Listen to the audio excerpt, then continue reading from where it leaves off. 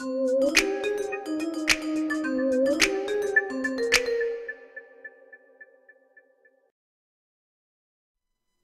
so third time's a charm here.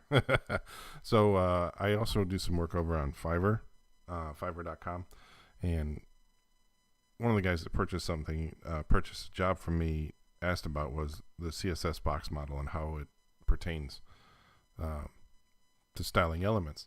And so I figured I haven't done anything for the YouTube in a while, so I'm going to send him the link to this, but I'm also going to post this up on the regular channel because basically it's been sitting there and I haven't done basically dick all for quite a while.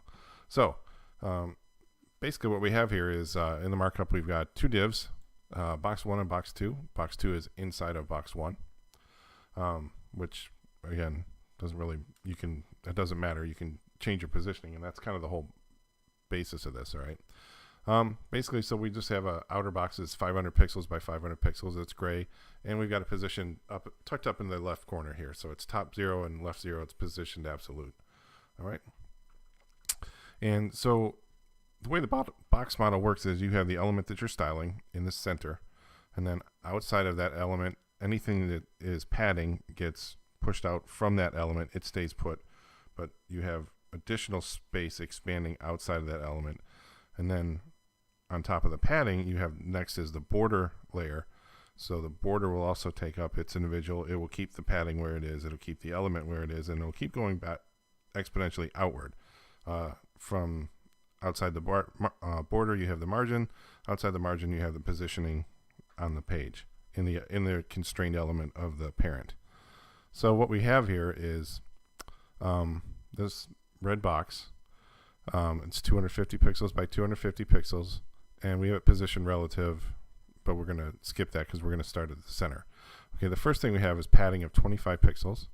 So if we want to change that and go, say, 35, and we'll come over here and refresh, you'll see that it expands appropriately. It pushes padding on the outside of the main element, which is the red element there. The next is the border. So if we want to say if we want to make this a 5 pixel border instead of 15, you see that black border shrink, but the inside stays the same. Okay, and then outside is the margin. So if we change that to 20, you'll see this whole thing move, including the border.